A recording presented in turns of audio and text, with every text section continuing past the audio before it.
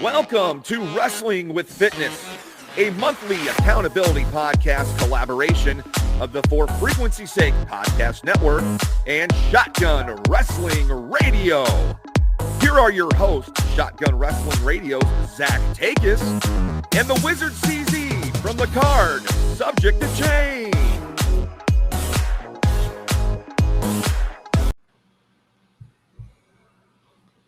Hello, everyone, and welcome to another episode of Wrestling with Fitness. We are back with our monthly accountability podcast. I am the Wizard CZ, and joining me on this accountability journey, my good friend Zach Takis. Zach, how you feeling today, my friend? I'm doing pretty good, my friend. How about you? I'm feeling good. It's been a good couple of weeks for me, so I'm excited.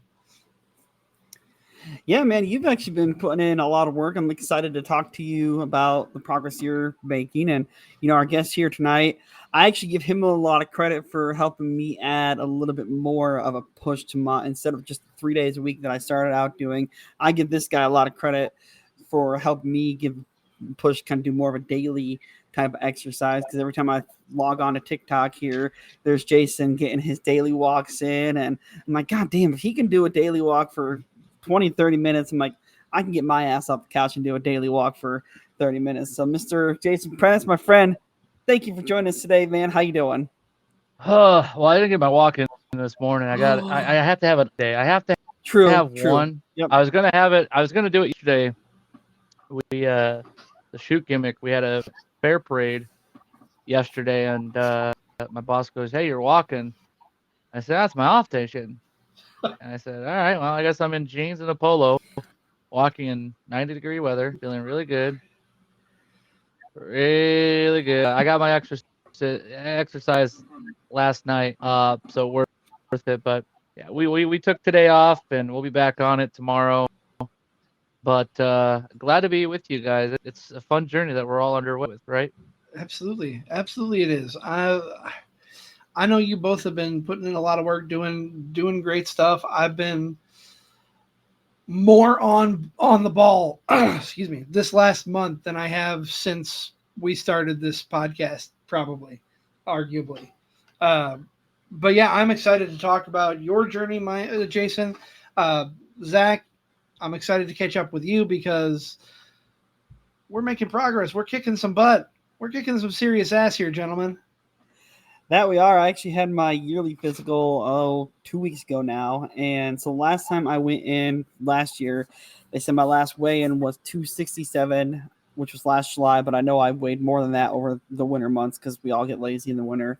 But I weighed in that week at the doctor at 237. So, and all my blood work came back good. My cholesterol went down. My triglycerides went down tremendously from last year. So yeah, I've been feeling pretty good, man. Excellent. I stepped on the scale for the first time in 2 weeks last Friday, and I was down to 425, which I had been at about 436, 437. So that 399 goal that I set as my initial goal, it's more in sight than it's ever been in my opinion. Absolutely, man. Absolutely. Jason, where are you at? What talk about your journey? What was it that made you decide I gotta get back in shape? Well, I tell you what. So like, I totally relate with you about the 399 thing. Like, what started for me in 2019, I was working out for something. I was working out for a match, I think, and I realized I was out. And like 2 years prior, I had worked out for a match and I was 372, and I'm like, okay, that's not where I thought I would be. And at 372, I did a match. I'm like, man, this sucked. You know, we're in a hot, sweaty, just no air conditioning building, and it's an 8-man tag. I'm a manager who's resting. Okay, but the stuff that matters has to look good. For me, like everyone's like, I can look okay.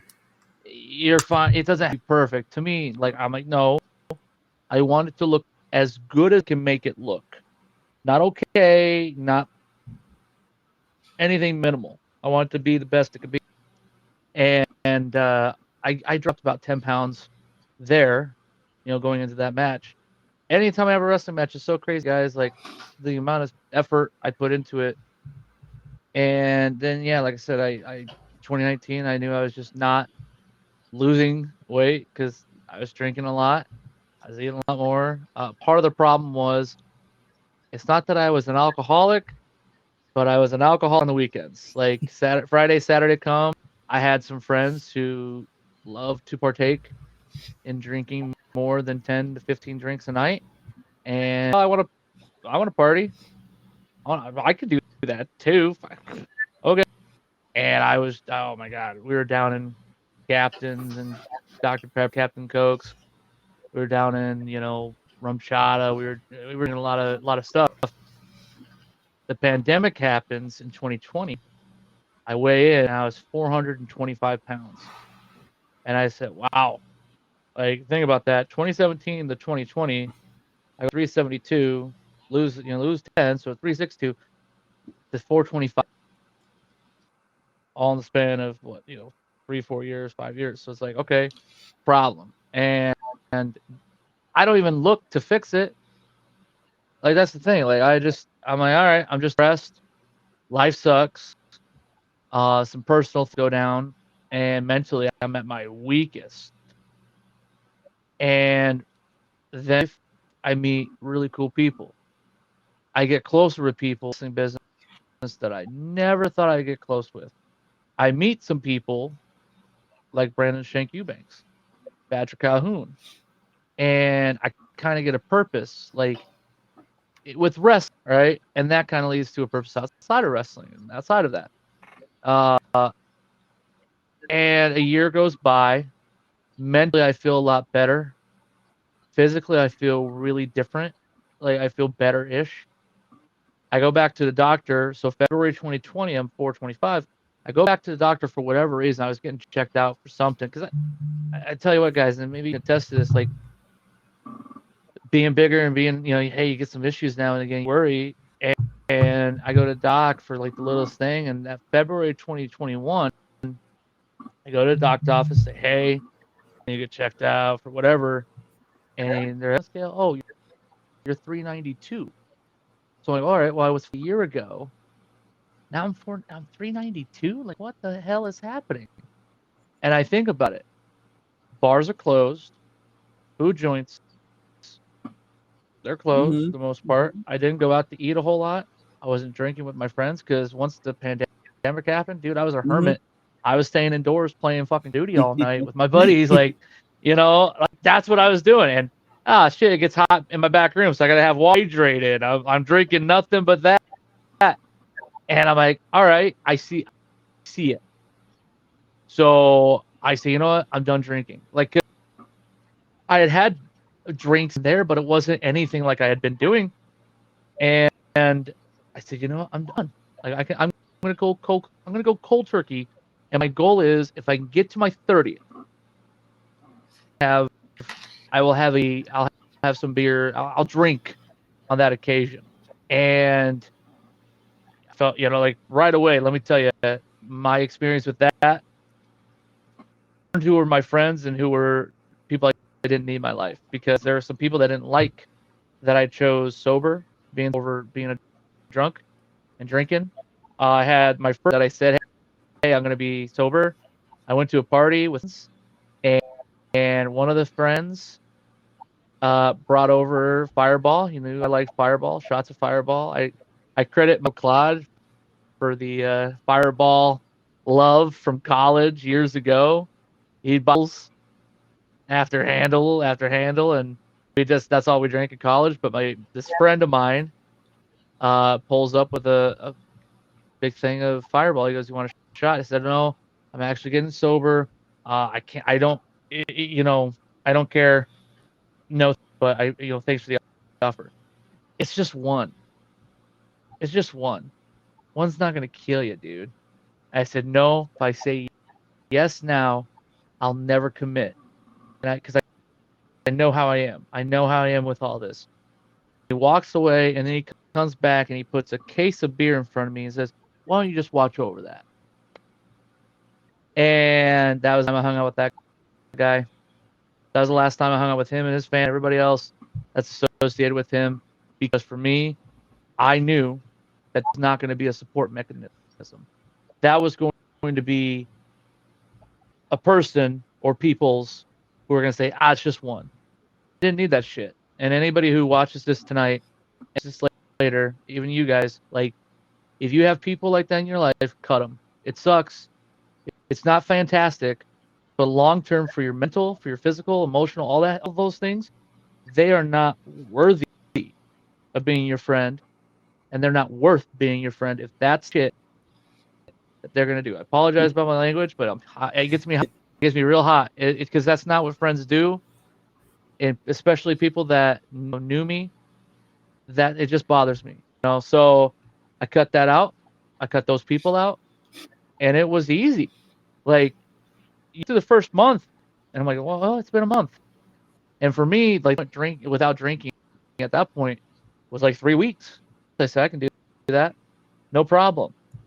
Hit 3 months, and now I'm like, okay, my 30th, which was 2 years after the fact, my 30th, I will drink, but also like I hopefully I don't get wasted because like I just just in the back of my head, and then a year later in 22, I get diagnosed diabetic. I think it's the end of the world. I go, oh my God, I can't have a whole pizza to myself. I have to eat more steak and chicken and salmon and and carrots and vegetables and not like crap. And I thought it was the worst thing ever. And then I realized this is the thing that could have happened to me, is being told, hey, pump the brakes. Docs found like fatty tissue on my liver. Hey, if you lose weight, it's going to go away. So at this point, being diabetic, I got down to 372. So I lost 20 pounds, not drinking, not doing any of that for a year. So again, now 3 in 2022, started all this at 425. That's a lot. It's just a lot for my body to go through. And then get diagnosed diabetic in 22.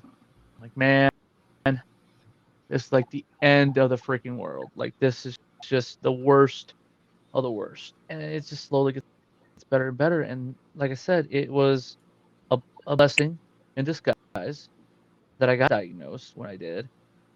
And I got on medication that helped with my blood sugar. When I tested, my blood sugar was like 425. And like my A1C was 10.5, one of the highest. I don't see that. 10.5 is a lot. Okay. So all these things go down. I'm stressed. Oh my God, boys. It was horrible, but I got through it, and I felt great, and I was kind of maintaining my weight. And then the following year, because my doc's like, and this is a conversation that some people tread around because it makes them nervous to talk about it. I'm going to be very blunt. I do use Ozempic. It's for my blood sugar. It does help with weight loss. My main purpose of it is not the weight loss. It is 100% because of, I shouldn't say 100% because let's be honest. Again, it's split. But for blood sugars and everything, 1 shot a week compared to the metformin pills, which can actually be worse for you. And then people say, yeah, but Ozempic could be bad. More studies actually show that Ozempic's better than the metformin long term. Listen, it's called diabetes, not livabetes, guys. Okay. I know where I'm going. I'm going either sooner. I don't know, but either which way, the Ozempic helps.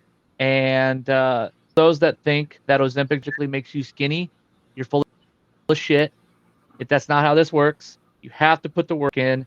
And that's what I did, last year. Got on Ozempic starting last year, very early in the year. My insurance, which is another bitch and a half too. Like, you don't have good insurance. And again, I know plenty of people that go through this struggle too. Like, if you don't have the insurance, there's some things you cannot afford with just health overall, which sucks. But luckily, I was able to work with my employers who are like, yeah, you get the best healthcare possible. And it didn't break my wallet getting on the new insurance plan. And then we saw that, oh my gosh, like the plan fits for what Ozempic would cost for me. and it's worked out. But last year, I started at 365 when I got everything going through me, and I said, "Great is if I have a match." That's what would motivate me a little more. So then wrestle Cole Cannon, little peek behind. That's why we did that, and we knew that was going to be the case going into May. So from May until October, I just, all right, I need to do something. I hate the treadmill. I don't know how you guys feel about a treadmill, but I feel I get more out of walking constantly outside than on a treadmill where I'm going nowhere. What's that MV line in his OG WWE song where it's the treadmill, but you ain't going nowhere? That's exactly what the hell's happening. I'm just so annoyed by the treadmill, but I'm like, all right, I'm gonna walk. And my whole like idea with it went a million different ways. Like originally, I'm gonna do an hour, whatever that looks like. I don't care. And then I got a Map My Walk, which I think is like an Under Armour gimmick. I did Map My for a while. I'm like, all right, cool. And then I took a route, and I found out that it's 2 miles from my house. So like perfect, 2 miles every day. I've seen people talk about 2 to 3 miles is really good. So I'm like, all right, perfect. 2 miles every day is exactly from my back deck all the way done 2 miles. So I started doing that. And then there was times at home at night. I get my walk in the morning and I go bored at night. I'm like, screw it. I'm going for another one. Just because I'm bored. Why not? So I went out and got another one. And by the time I got to the match, I went from 362, 365 in that range. I got down to 325. Like by show day, I was 322, but also I was like draining myself to make sure I was there. I also got sick the week before, which helped. It helped or hurt. But I got 325, and by show day 320. Super happy. Right now I'm at 335, and I've seen my doctor, and I'm like, hey, and he goes, normal. Like winter, you hate the treadmill, so you're not going to work out. But then I discovered late in the winter season that I apparently enjoy putting on the parka, looking like I live in Alaska, walking around town 2 miles in the bitter cold. I was in negative 20-degree weather walking this year because I'm like, it bugged me. It bugged the shit out of me that I couldn't get a walk in. And I'm like, I just see all the work I'm doing going away. It's not going away. Like I have the mentality I'm not eating like crap, and like I started eating like crap a little. I'm like, all right, cut this out, smart. And I've maintained this whole summer. I've maintained where I am, but I want to get back to where I was. But also, like the shit I had to do there was a lot. So like I'm very comfortable right now in where I am, and I'm just very blessed to go from being 420 down to 325, and that just 100 pounds, is a journey, man. It's a very big journey, and it's a lot of work that I don't think people understand. And you were talking about the drinking. I hadn't drank in probably about, I'd say almost a year. Last time I drank was Hall of Fame weekend last year, and then Hall of Fame weekend rolled around this year. I was like, screw it, I'll have a couple. I had a couple of drinks that Thursday night at Hall of Fame, and I don't know about you guys, but I don't sleep well in hotels. I never have. It's just what it is. I was up at 5:30 a.m. the next day or whatever. My brother-in-law was with me. He woke up around like 6:15 because we're early birds, and I looked at him because he's also been on like a health journey with us too, and I looked at him like, hey, do you want to go to the gym? So him and I went to the gym at like 6:30 in the morning the next day and worked it off, and I was like, that's something I would have never done previously, but it's like, well, hey, we have gym membership. Let's just go get an hour workout in and work off what we drank yesterday. Dude, at 6:30, the only time I've ever been up at 6:30 on a Hall of Fame weekend. It's when you haven't gone to bed. Well, yeah. Well, I went to bed. I went to bed for an hour and a half, and I woke up. This is when the pool was still. I don't know if it is or not. I haven't been forever. Yeah, the pool's open again. They finally figured it out. Good on them. Well, because the whole hotel's been completely redone probably since last time you were there. That's right. Yeah. Well, so last the last time the pool was open. This was like the year Yeah. that was the last year that was good until the whole renovation stuff. Malice and I were drinking till, again, probably about 4 in the morning, and he goes, "What time's the pool open?" I said, "Oh," I look up on my phone, 6:30. Oh shit! I'll see you down there. And I'm like, "There's no way. There's no way this is real, right?" So I set my alarm, 6:50. F it. I grab a case of Bud Light out of my hotel room. I go down there, and Malice is already in the pool waiting for me. And I just toss him a beer. We're just drinking the pool. The better the story is, you talk about the gym. There was a person heading to the gym, and his name was Scott. Hand to God, he sees us two fat boys in the pool, and he does this shit and just walks right into the gym. And Malice and I are like, he's got to just be thinking, fat ass. Like, he's got to just be judging the ever loving shit out of us, because we were in that pool till probably in the morning. Like we were having we got through half the case just chilling in that pool half the time, and nobody else joined. By the way, nobody else. It was just Malice and I talking about the night before. 2 hours previous to that, and that was all before Val even took place, which I think I was a part of that too. So it was a rough day.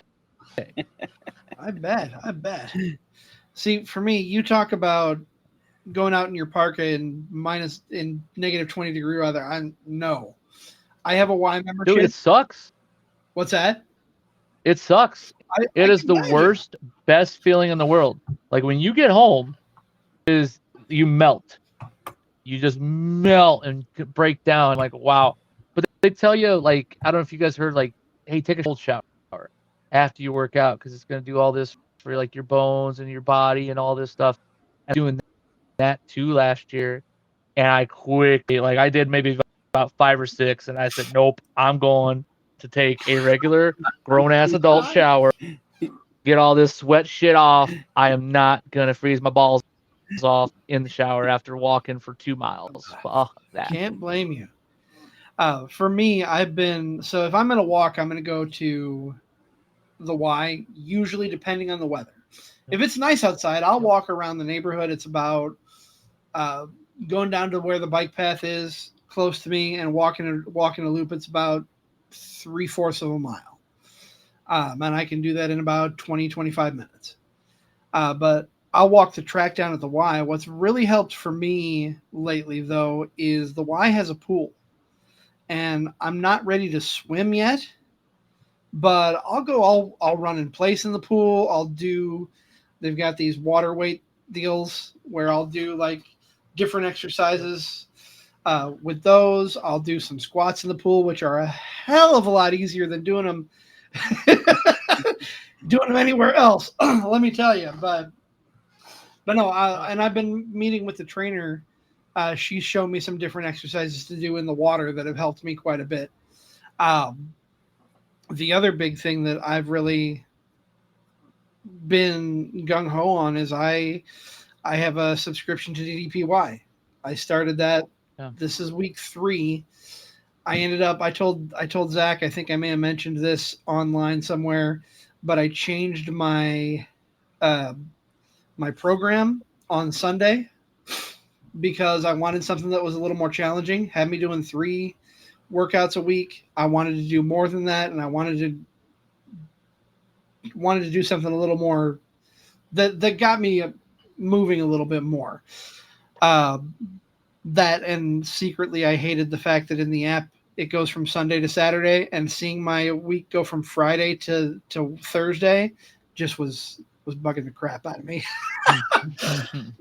but yeah, I feel pretty good about where I'm at. I mentioned this in my article last week. Not only was I down about 10 pounds, my BMI and my body fat percentage were down a couple points as well, which that just helps motivate me even more. It should, man. It really should. And that's the thing. Like, so great talk. I'll put them up on a pedestal because not a lot of people do. But like Maddie Starr, training the kids, we have a great talk about dedication, because there is a difference. I can be motivated, but still not do something. But if I'm dedicated, I'm more likely to do that thing, likely to keep doing that thing over and over again. So I would rather have more dedicated people than motivated people. Can they go hand in hand? Absolutely. But the dedication is the biggest part, because dedication is also like knowing, hey, I shouldn't have 2 bowls of popcorn before I go to bed. Now my problem is I found out that Pop Secret has their own brand of like popcorn in a bag now, not like you gotta pop it. They have Sam's Club sells it, and I had one taste, and I'm like, oh shit. My problem is I like to have way too many, but now I sit there, and I'm like, okay, I can have like this tiny little, just fine, and I'm good to go. But yeah, it's a bitch and a half, but the dedication part is just simply making sure that you're disciplined. You're disciplined with what you're putting in, what you're inhaling, and for me, like I lost a little bit of sight of that over the summer early on, but also at the same time, I'm not going too far off the wall. Like I'm not having, pizza after pizza, or, there was one pizza I had. I'm like, oh, this is really good, and I found out the carb count after the fact. I'm like, never again, because like for me, diabetic, like the biggest thing is like the carbs. Like, hey, how many carbs does this have? And I can have, for me, my docs say, hey, like you can do 180 total for the day. It's just tough. It can be really tough, especially when you're on the road for shows. I mean, we're in a lot of shows. Mm-hmm. So that's, and poster hanging and whatever, like media days and whatnot. It's like, okay, that's a lot of travel. If I'm on the road, where am I going to get carbs that aren't going to be bad carbs, but help me get to where I need to be? And so I learned a lot about that early on. But like for me, I love pizza. Tacos is an easy thing, because instead of having 6 or whatever, I have 3.5. I'm good, and I got a Taco Bell for the next day, but I have meat, which the carb count on that is 0.5. And then the cheese and the vegetables, like there's not much to it. Now you put chips in there for the Taco Bell, that's where you're getting carbs and whatnot. So it's just having the knowledge of that is huge. Though I love Walmart pizzas. If you like really crazy pizza, my advice is have a Walmart pizza. They have a thin crust. It's like 60 carbs, but you feel super full afterwards, and it's super satisfying. And instead of downing, a pizza that's like the size you get at Godfather's for triple, quadruple the carbs, you can have this one tiny pizza that's like, at first you kind of scuff at it, you're like, all right. Afterwards, you're like, oh, that was fucking good. But I get what I want out of it. It just, again, it goes down to the discipline and the dedication of knowing, okay, and you can listen. I'll say this too. I think that some people do need to have breaks. Like it's okay to be like, you know what, I'm going to indulge in insert whatever, food joint here, or whatever food, period, right? They're like my family, we love our scratch cupcakes or cookies, etc. You got Hertz Donuts, you got all sorts of places you can go to in the Midwest, unfortunately, for stuff like that. But I think you need to have some breaks, but it's not like hey, we got a week where we're going to eat like this, and then I'll get back on it, because out of 10, you take that long off, you ain't getting back on the train anytime soon. And that's rough. So knowing that myself is a huge piece of the puzzle. And yeah, like I said, it's been an interesting, but the dedication is a huge piece to what we do. Jason, let me ask you this. You talk about your love of pizza. Have you tried any with cauliflower crust? Yes, so one of my buddies who owns a bar, it was kind of funny. He got the bar, and then I stopped drinking, and he always go into his place, because he's like, I get a bar. I know how much you like to drink, because we always go drink, and then you stop drinking.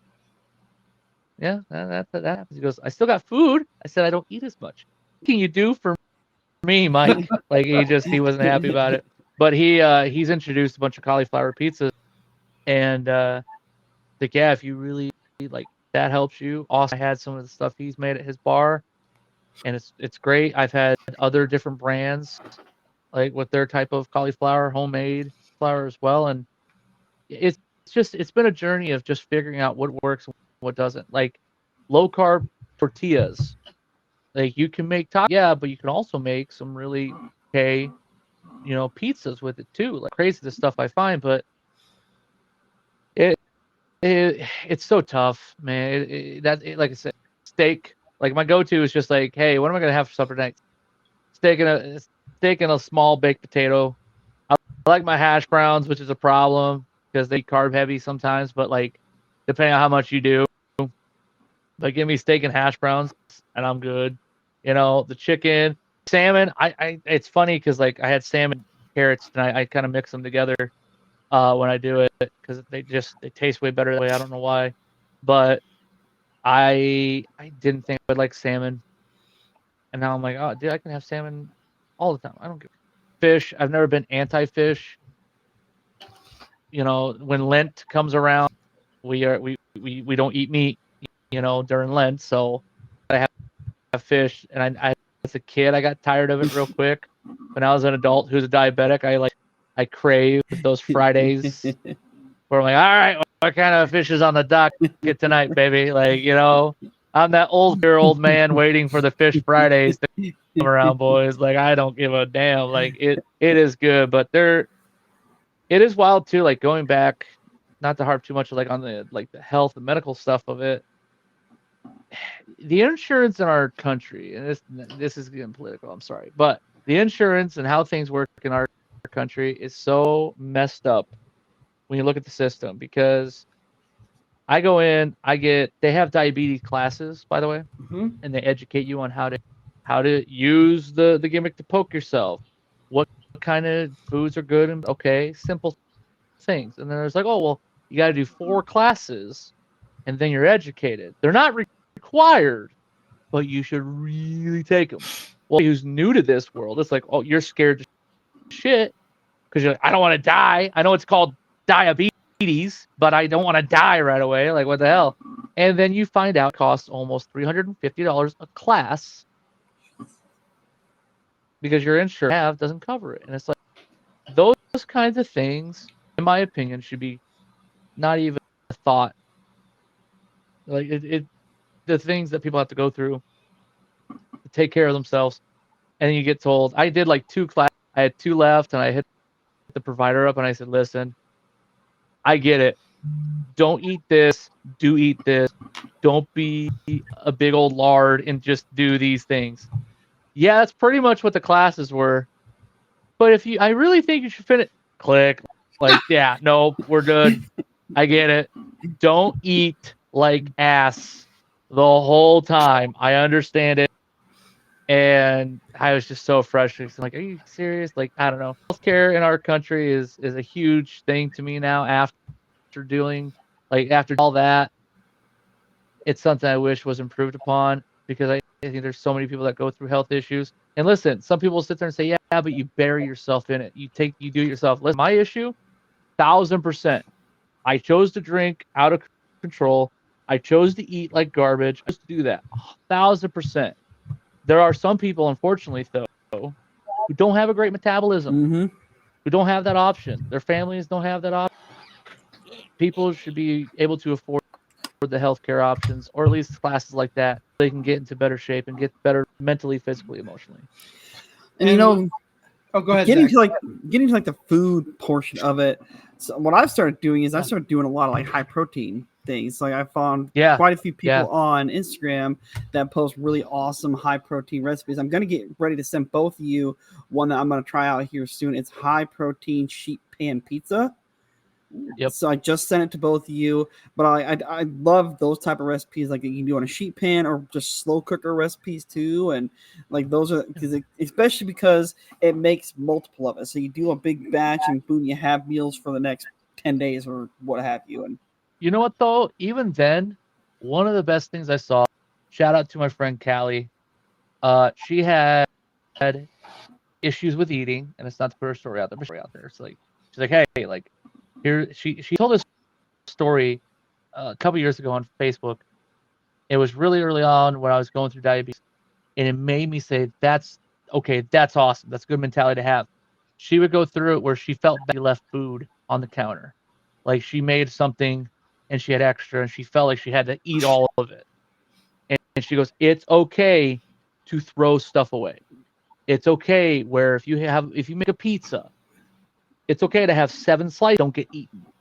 It's okay to get rid of it. If you ate 3, you're like, yeah, but I made all this.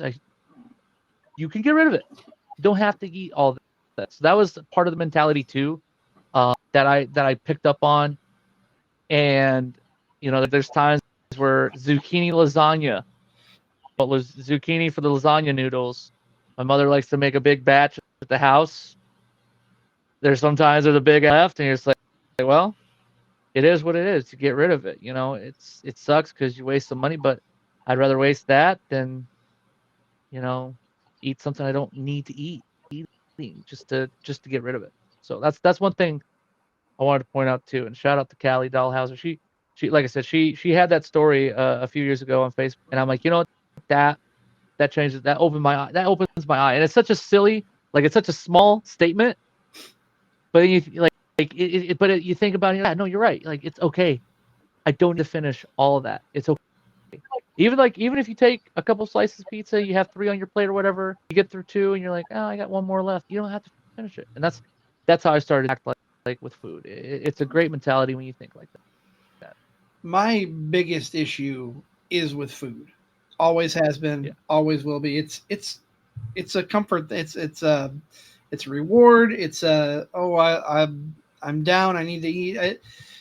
I'm taking that in small steps. I'm more focused on portion control right now than changing. Big. Because here's the thing, I'm making a lot of strides with the workouts, and I'm grateful that I am. I'm excited because I feel like I'm getting into a good routine right now. But if I throw too much on my plate, quote unquote plate, pun intended, it's gonna make me want to stop. It's gonna be too much at once. So I'm trying to ease my way into better eating habits as far as what food I'm eating. But the first step is portion control, which I've been mostly better about. There are hard days where I'm not, but it's something that I've taken control of a lot better than I have in the past. Portion's my issue right now. Like when I got diagnosed, I was portion. It was rationing, but whatever the bag says, this is how many carbs it has. Awesome. Like nuggets, I'm gonna have this many. It says I can only have 5 out of the bag because this. But I have this many like carrots, and I can do this many. Like listen. I suck at math. I became a math wizard. Like that shit. Like thank smart ass mom, because she was like, hey, well, if you add the 2 and carry the 1, that's what it is too. Like, having that support system, that's part of the thing too. I know it's super bland, everybody talks about, but having the right support team. Like I said, I have people in my life that didn't want to support me when I started getting sober. And it sucks that you have to do that to people, but it's a necessity. I got friends out that I knew for years because they drank so heavily, and they weren't even people that were trying to shove it onto me. But I said, I'm too afraid to be around those people because I know how control we get as a unit. It's not on them, but yeah, like with the food though. So like the proportion thing is great. I think it just comes down to dedication. It takes a lot to be self-aware. CZ, that like you said, do too much too soon. I'm just gonna say, F it. Like I'm done. That's where though the dedication is gonna overpower it. Where if you just tell yourself, and it's easier said than done. And I've had this conversation with people, like me and shout out also Bayless will be like, how the hell did you do it? Like, how did you do this? How did you do that? I mentally had to break myself, and it sucked. It sucked. Again, I know the kind of person I can be. I've been the guy that gets on this and it's a kick for a month, and then I go back to my bullshit. This has been something that for the last, 2, going on 3 years now, is my life. Is my life. I never want to. And then, like, I realized this year, I usually only drink now after I'll go to shows. It's nice in town. I have a DD. I don't have to worry about certain, things. Like, I stick to one of the things my diabetes coach taught.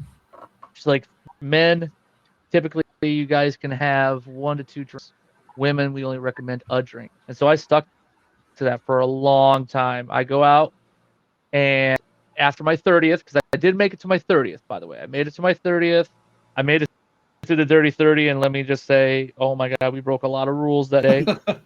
But also, as hungover as I was, you goddamn right, I went out and I got my 4 miles the next day as a, hey, you had fun, you're back on your shit though.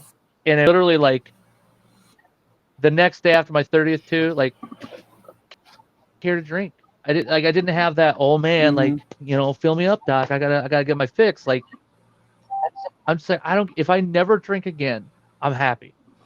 Doesn't matter to me. And since then, again, I've only drank after I'll go to shows, but I'll do 1 or 2. And there's been maybe 2 instances where I've gone over the line with it in my head. It's a line. It's not like I'm getting sloshed or, drinking and driving, anything crazy like that. But it's like, man, I had 5 drinks. I broke my minimum of 2. Like, I'm a little mad at myself. But the next day, I always, if we're gonna do it, great. But we're also gonna earn it. And you have to have that mentality going in. So that's, again, just something that people may not understand too, is the drinking side of it, because it's hard to that. And that's a huge thing, like the empty calories and drinking, even soda. Soda's such a shit thing. A lot of the zero sugars, which, teas and whatnot. But even then, I think I just want to get rid of soda, go straight water, because I go through a case. If you look at my garbage can, it's just nothing but water bottles. Back here in my collector's room playing video games till 2 in the morning, but I'm instantly down in a water because it might get warmer. I just want a bottle of water, just to have it.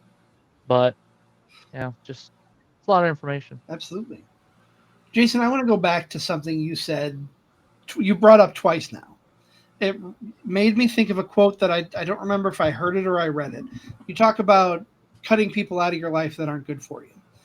Quote that I heard, I'm going to paraphrase because I don't remember the exact quote, but essentially you become the people you spend the most time with, or you become 100%. more like them. So it's a very good point to, if people are not healthy for you and not helping you on your journey, yeah, you have to let them go. And it may suck because it may be someone you've known for 20 years. But if he's hurting you in your journey to better yourself, then he's not a good friend. He's not a good person for you. It was painful because the guy who I knew, I mean, I was in middle school, high school, even earlier than that. So I've known him for a very long time at this point. And I just sat there and I'm like, gosh, like, what kind of person sits there and basically calls somebody a pussy because they won't drink, because they want to get better mentally, all that? Like, what the hell? And, I said, I stopped. I didn't even have a conversation with another group of friends. And there's like, do you hate us? I'm like, no, I don't hate you.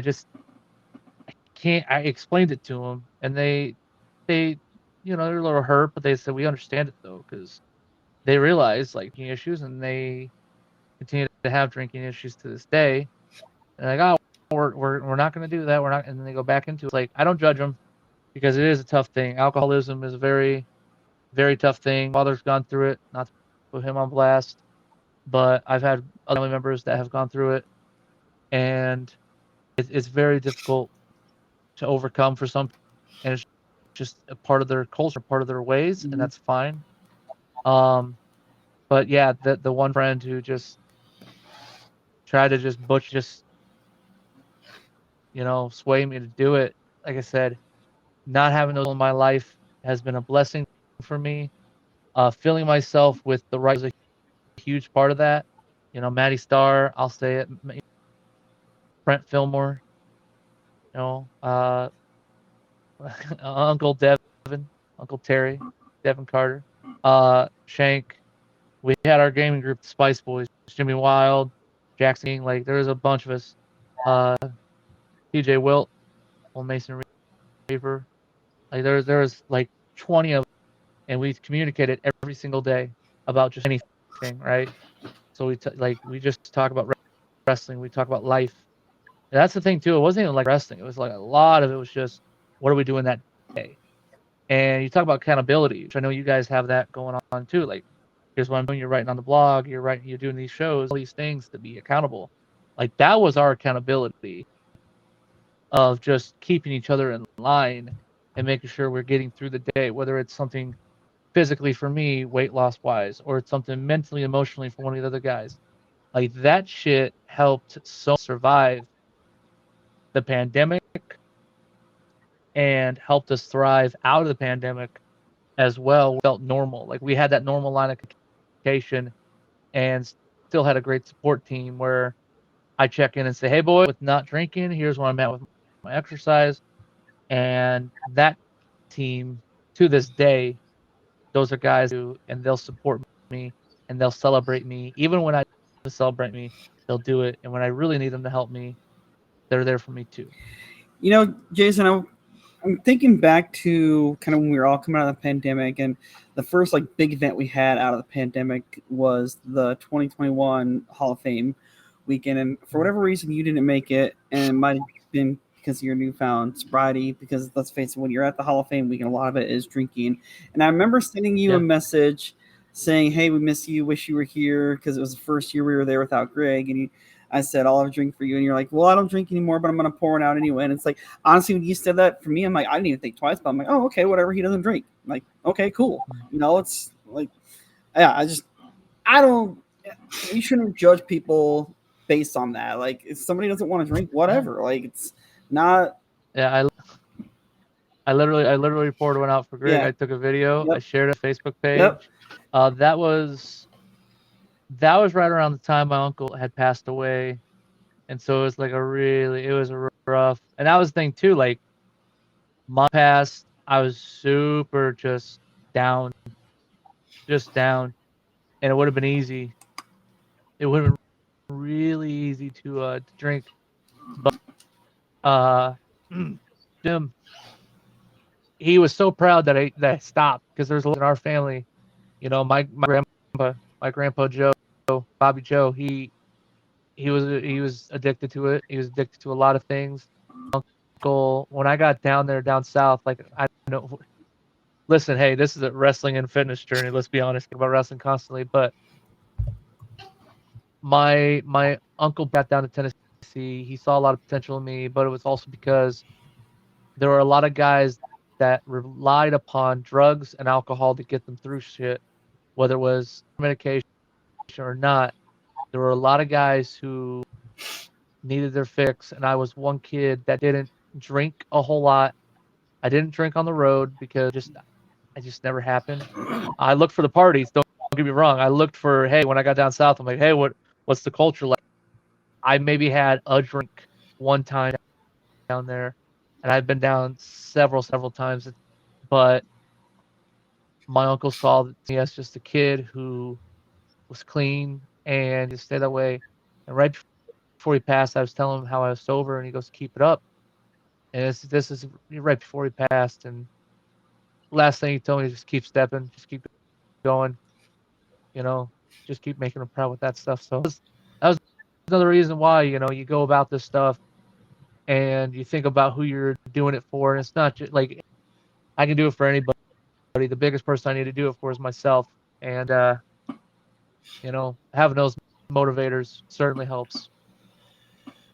Wow. And Jason, we're gonna pause here because we're close to an hour. I want to thank you because you've hit home with me quite a bit. Um, I can tell you're kind of getting emotional. I'm feeling the same way.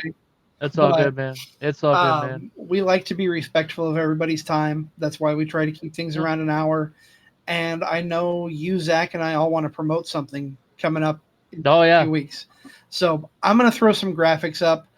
I will let you gentlemen talk about, Jason, your show. Zach, I'll let you talk about the Delta Dome coming up. And then we're going to make a big announcement for a show that we've got coming up here, that we're all a part of, that I'm excited for.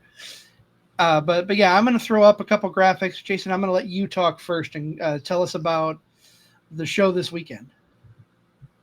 Yeah, so this is the third edition of our county fair show. It is so to have a home game, and especially at the fair. This deal came together years ago when we did our first one, and we didn't know what would happen. It's the first time that wrestling's been at the fair in a long, long time. 3 years ago in the fair board here in Algona, they're like, "Hey, let's try it out. Why not?"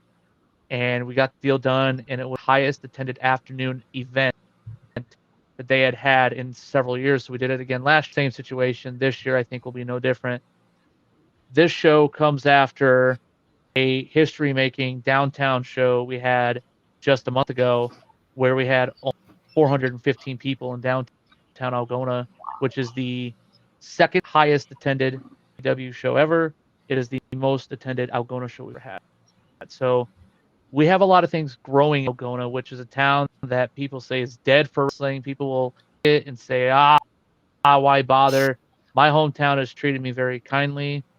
We promote it vastly different than anybody that's ever, done wrestling in Algona. And that's not a knock on anybody. It's just, there are different little things and nuances that we do, and connections that may not be there with other people. And that, again, it's not a knock. It's just we have something that we're building out of that and the partners that we have. So this weekend, Death Dealer takes on Brandon the Shank Eubanks for the AP Championship. Two of the top, baby faces in Algona and in our company. They're going to go one-on-one. It's a historic match, and people are getting it for free. It's free at South County Fairgrounds. And Ugly will be in action as well against Jason Wolf, who makes his AEW debut. He, of course, is from the Madhouse Academy and trained by Cooper. Jason, he says, going to end the career of Ugly. I'll believe it when I see it. I hear a lot of youngsters say that stuff, but interesting. Jackson Slater will be in action. Also, we will see, I'm trying to think who's all on the show. Victor Payne, Damon Dillinger.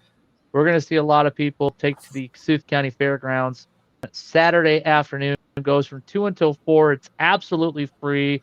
And then afterwards, we're going to head up to Pepsi in downtown Algona for a couple of adult beverages, and we're going to watch SummerSlam there as well. So we're excited about this weekend and what's ahead for the rest of the month of August. And there's a lot going on this weekend, whether it's SummerSlam, whether it's you guys in Algona, or Zach, I'm going to let you take this one. Our good friend Austin Bayless putting on a show in Delta, Iowa. That's right. We got pro wrestling returning to the Delta Dome in Delta, Iowa. I've heard a ton of stories about the history of wrestling at the Delta Dome, so I'm super excited to finally get there and experience the show. We got a great lineup here. Earlier in the day, Chris Masters is going to be holding a training seminar from 12 p.m. to 3 p.m. Cost for that is $50. If you're interested in that, head over to Central Empire Wrestling Facebook page. We have Kelsey Magnolia versus Sage Hale. We have the 319 team of Jay Wesley and Ethan Everhart versus the team of Jimmy Wild and Bryce Jordan. That's a match I think has match of the year potential. Like, you want to talk about a group of high flyers. Jason, I know you're no stranger to either of these guys. I think that match has all the potential in the world to be a show stealer, not just for us, but for really anybody this year in the state of Iowa. So that's going to be super exciting. And we also have in our big main event, Austin Bayless is returning to the ring, CEW ring, for the first time in 3 years. Team with the CEW champion Jared Thumb and Steve Shetler from Steve Shetler Media to go up against Rory Fox, Donnie Pepper Cricket, and Iceman. We have Brian Gott versus Damian Saint. I mean, this is just going to be a really fun night of pro wrestling in Iowa. I'm also extremely happy it's not going to be 100 degrees because, Jason, I'm sure you're aware there's no air conditioning in the Delta Dome. So when we were having this heat wave here, I was like, oh, God, we're going to die. But thankfully, the heat wave is come and gone. And Yeah, I think you're, as a weatherman, I think you're getting cooler days ahead. that's a good thing for all of us, I think. Couple more things. I want to promote a couple things on Card Subject to Change because we have a big moment coming up tomorrow. It is our 3rd birthday. Technically, the birthday is on Friday, and the graphic doesn't want to come up. There it is. But we are celebrating early due to circumstances where Nick is not going to be available Friday. But tomorrow, if you're in the Quad Cities, come out to Kavanaugh's Hilltop Bar and Grill. We'll be there at 6:30. We're excited. We're doing a live podcast at 7. And we're giving away prizes, too. We've got some prize packages put together. While you guys are going to be enjoying live independent wrestling, I am going to be at the Highview Lounge enjoying SummerSlam, both night 1 and 2. And Nick and I will review those. Night 1 on Saturday, night 2, and probably the Raw after SummerSlam on Tuesday of next week. But now, last but not least, this is our big announcement here. And I'll kind of talk about what we're doing, but I'll let you gentlemen talk about the show itself. On August 23rd, pretty much every promotion in the Iowa Midwest area is going to be together for Convergence, Heroes for Hudson. And not only is this epic showdown for all of the wrestling companies in Iowa, but we're bringing the 2 Count down from Minnesota. Zach Takis and I, we will be doing a Worlds Collide or Podcasts Collide event live show before the big wrestling event. I'm excited for that, gentlemen. I don't know how you feel. Yeah, this one I can't wait for, man. This is going to be super exciting just from some of the early matchups that we've seen get announced. A lot of them are starting to get announced yesterday and today. It's just going to be a very exciting night. There's a really great silent auction that's going on that we've already seen a couple of really great items from Seth Rollins and Becky Lynch get up. I'm actually going to be putting up one of my WWE encyclopedias that has a ton of autographs in it. I also have a Kurt Angle autographed autobiography I will be putting in the silent auction as well. So that's going to be 2 more really awesome items that hopefully we can raise some money for this family who's going through something that, if you have children, it's unfathomable of what they had to go through. And, hopefully we can raise a ton of money for them while also having a really, really fun time. Yeah, I mean, this whole thing is just building and building. I have hopefully information coming next week about some items that maybe one of the top 3 major promotions in the USA will be donating to us. So I'm really happy about that. Working to just finalize that here over the next days. But it's all for the Hadley family. And one of the things I get asked, hey, how do we help this event, even if we're not going to be there? So, well, you can buy a GA seat. You can buy a seat, period, and if you want to give it out. Or you can donate to the GoFundMe. They smashed that goal of 5,000. They already got well over 7. That family means a lot to me. It means a lot to our wrestling community. The work that Ryan has put in for Absolute Pro Wrestling is super appreciated. His efforts in Impact Pro Wrestling, his efforts all around, have always been appreciated. Kid who, I say he's a kid, he's a little old me, but in wrestle years, he's a kid.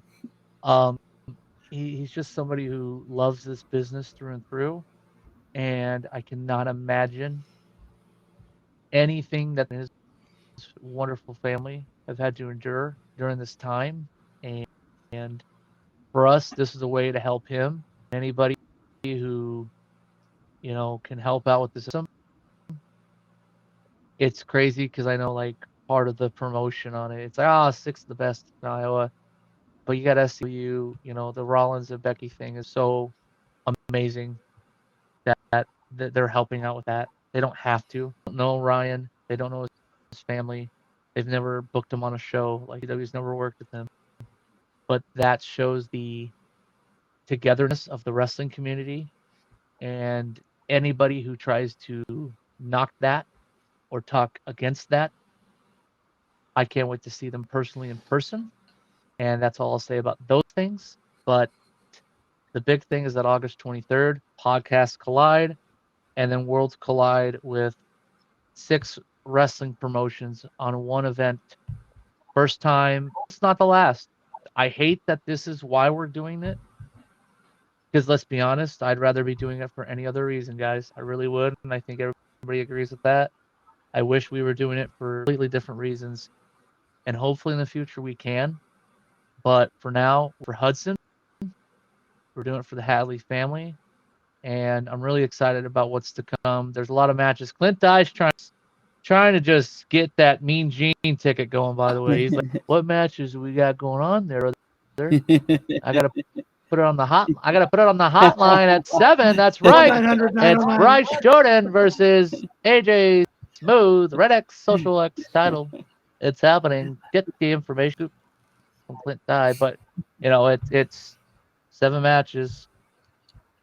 And there's some that's tight-lipped. We can't say much about it, but there's some that we will talk about. But there's a lot of we got like close to 40 people wrestling on the show already.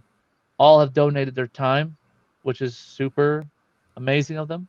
They don't have that declined because they don't want they hey, I get it. Who wants to donate time? I understand it. They want to donate other ways. Good for them.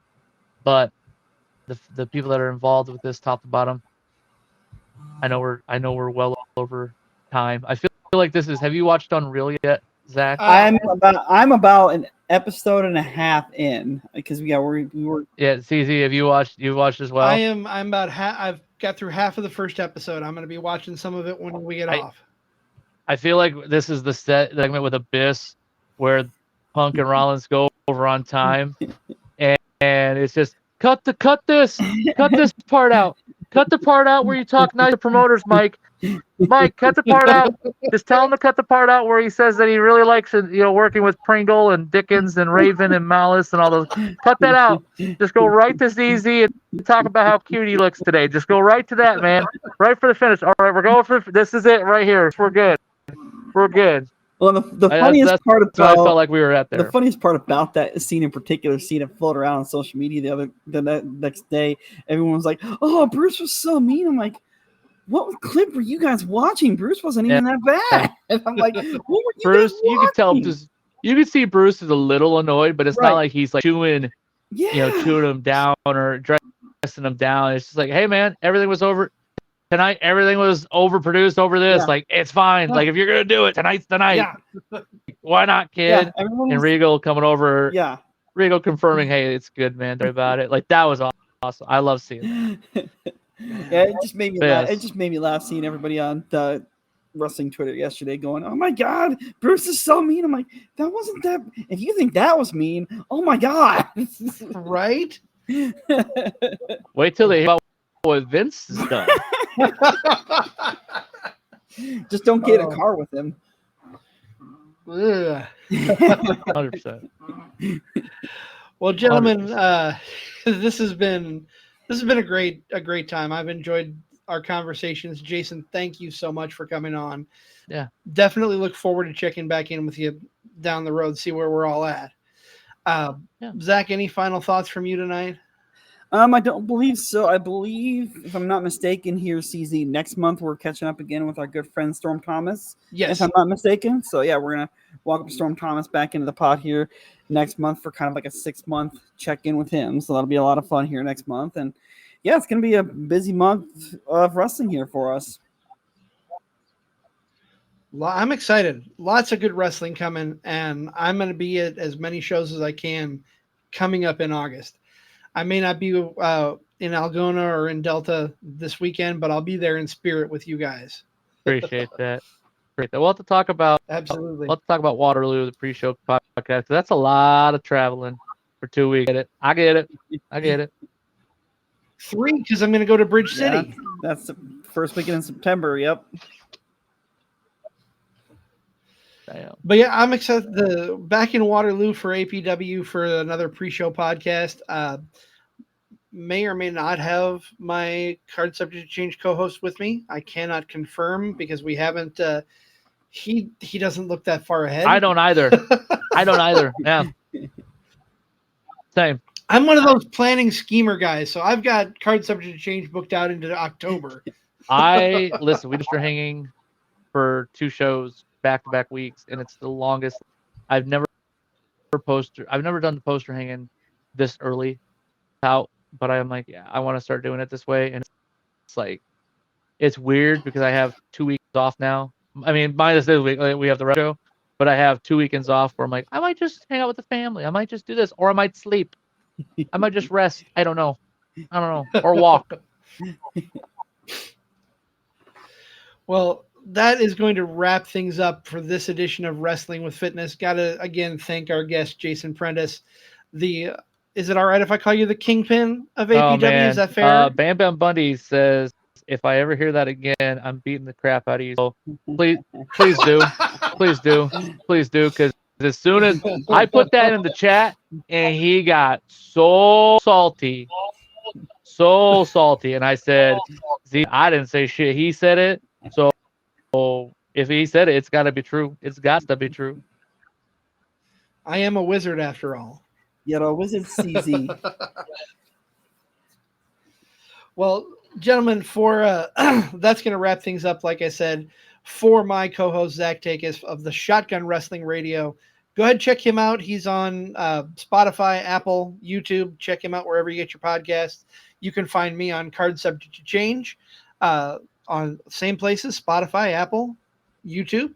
But that's going to wrap things up again. And I've said that 5 times now, probably. But one more time. Thank you all. That's going to wrap things up. That's my new catchphrase. Everybody, I hope you have a great night, and we'll see you next month right here for another edition of Wrestling with Fitness.